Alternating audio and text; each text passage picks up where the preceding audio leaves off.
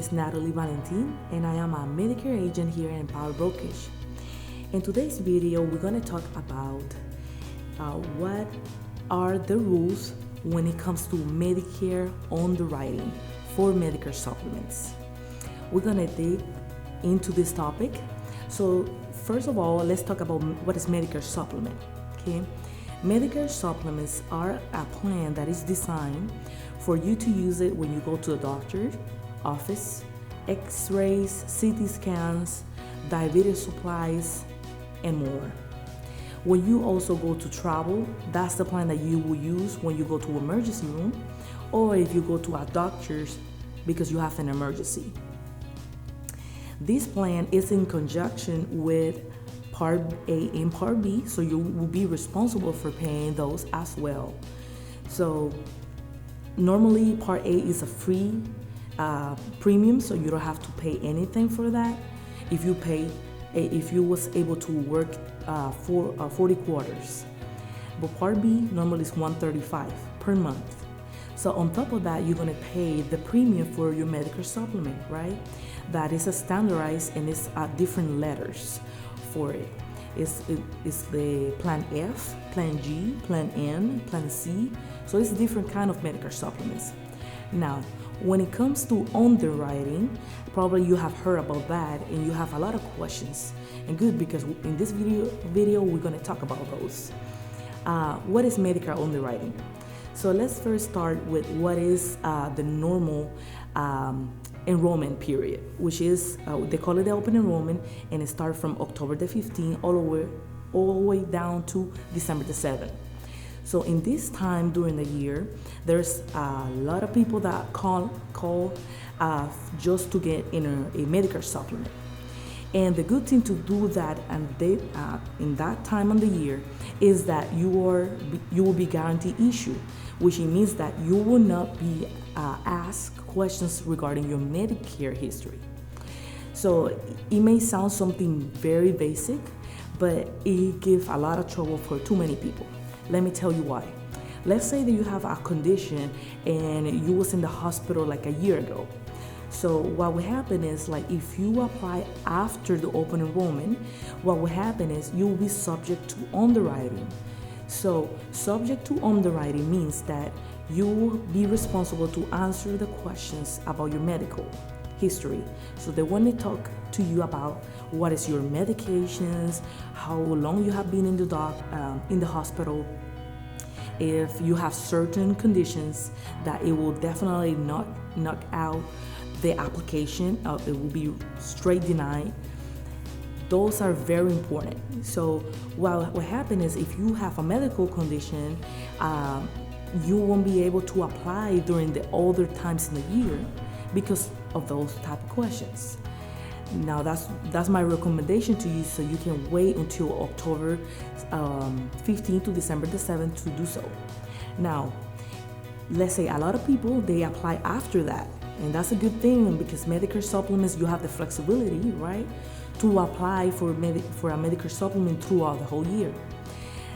Compared to a Medicare Advantage that you are locked in and you have to wait just strictly in the open enrollment, which is October the 15th again to December the 7th. Now, when you're in the underwriting, okay, they're gonna ask you for sure, like if you have been more than 2 years in the hospital. If the answer is yes, then your application is gonna be denied. Now, another thing is like it's all based on what medications you have. And this is the tricky part that I have done this since 2015. So for sure I can tell you this, that depending on your medications, that can be a denied application. So let's see, I talked to a customer that she had a problem with her legs, right? And this doctor prescribed some other medication that is prescribed for people that have Parkinson, that condition, but it also helps with people that have problems with their legs. Now, let me tell you what happened. For the effect of the application, what the insurance gonna say is that you have like Parkinson, because it's based on the main reason why what this prescription is prescribed is just for Parkinson.